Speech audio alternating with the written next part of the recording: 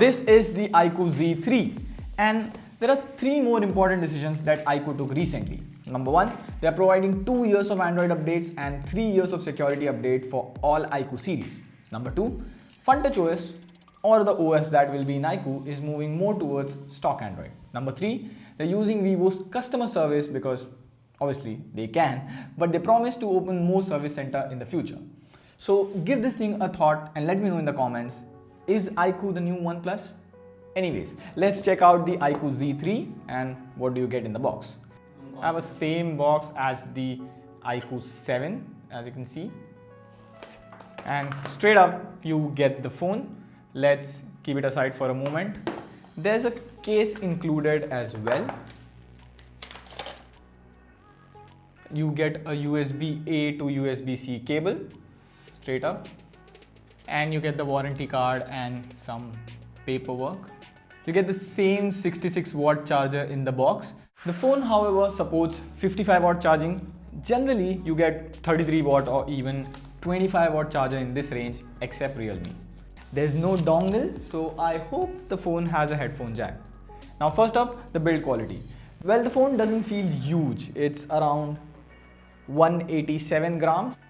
And I would say that's lightweight. I mean, quite expected from a Vivo phone. They do expertise in making sleek and good camera phone. And I'm really happy that you have a headphone jack. You also have a single speaker and Type-C port. On the side, you have the volume button and there's a side-mounted fingerprint sensor.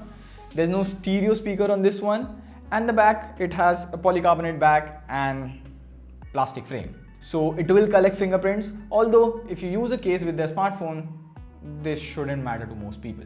Now, moving on to the display is a 120Hz Full HD LCD display. In terms of LCD quality, the colors are a bit vibrant and I found the viewing angle to be good. Manually, it does get bright, like around 500 nits, but I have to check on the exact peak brightness number. You get this teardrop notch on the front. Personally, I don't like when it's LCD and you get a punch hole because you can see a black spill around it, but personal opinion, you might like punch holes. Anyways, here's what I really liked. You have the option to use the display at 60, 90 and 120Hz. Like, I've been asking this for so long. Thank you iQOO for listening. Here's this analogy. What if you don't want a Ferrari because too much petrol, that is your 120Hz, and 60Hz is like that Alto. It's too cheap for the current society. So you put it to 90Hz. There's your Honda City, good mileage and premium at the same time. So is it better than AMOLED? Well, I'm not saying that, but it is a good LCD. We'll talk more about the display at the end. And yes, this is the first phone in India to come with Snapdragon 768G. You get LPDDR4X RAM, UFS 2.2 storage. And in case you don't know, the Snapdragon 768G is a slightly boosted version of Snapdragon 765G. 765G was the same chip you got in OnePlus Nord. But here's what I feel about it. If this will launch around 22 to 23K, at this price, you get MediaTek Dimensity 800U. And my problem with the MediaTek chip is, although it's powerful, here, have a look. It cannot play Call of Duty at very high graphics and other games like Genshin Impact run at lowest settings. So even though the Dimensity chips are powerful, the games don't support MediaTek Dimensity 800, at least till now. On the other hand, as you can see, a Snapdragon for gaming or 768G is a good choice. It can play Call of Duty at high graphics, max frame rate, or very high graphics and high frame rate. So let's play it at high graphics and max frame rate. The gameplay is good with little to almost no frame drops as of now, which is good. You also get gaming mode, which can disable notification, lock brightness, usual stuff. But I would love to test this new chip and we'll get more clarity in the full review. But to tell you, this is somewhere around Snapdragon 750G. Now, in terms of software, it comes with Android 11 right out of the box. You have Vivo's FunTouchOS 11.1. And as you can see, there is some bloatware with it. You can uninstall them though. All in all, if I have to rate, I would put FunTouchOS just below OxygenOS and One UI. It's really good now with a bit of customizations like flash, gestures, etc. But in terms of polishing and look, there are more work to be done. Like here, if you see, a small nitpicking. But if you swipe up in the launcher, This is in dark shade, and when I click on the search bar, it suddenly turns into white. It makes me feel like I'm on a different page now.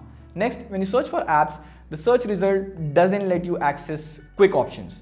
These small things are still missing in FunTouch OS, and talking about that, I really get excited when I see Vivo's new Origin OS. It would be really amazing to see when it comes. We'll wait for that. And another exciting thing about the iQOO Z3 is the cameras. You get a 64 megapixel f1.8 Samsung GW3 sensor, and you get an 8 megapixel wide angle camera that has OIS. Plus, there's a 2 megapixel macro camera.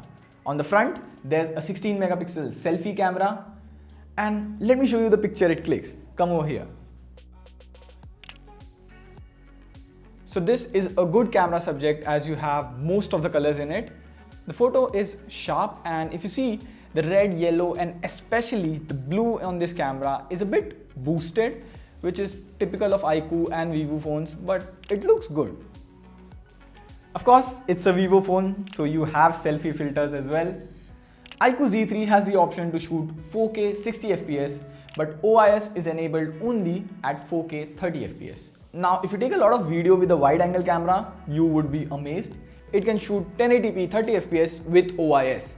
To wrap it up, you get normal Wi-Fi 5 GHz, Bluetooth 5.1. 4G plus carrier aggregation did work for us on this device. As you can see, it's a Jio SIM card and 4G plus. The base variant of iQOO Z3 starts with 6GB RAM, 128GB internal storage, all the way up to 8GB RAM, 256GB internal storage.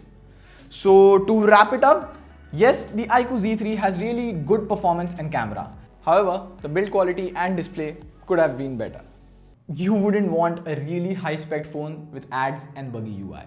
This phone is what it is in the first impression. If you like gaming and need a phone for raw performance and a good camera, this is a good option out there. Of course, you also have the Poco X3 Pro, but this is also a nice competition, and we'll have more clarity after the full review. Let me know what you guys think about the iQOO Z3. I strongly believe that BBK Electronics wants to push iQOO as the new OnePlus, and OnePlus will become a more premium brand. And remember, at the start, the announcement of iQOO about 2-year Android updates, 3-year security updates, more stockish OS, and new service center. Does that make iQOO OP, OnePlus for you?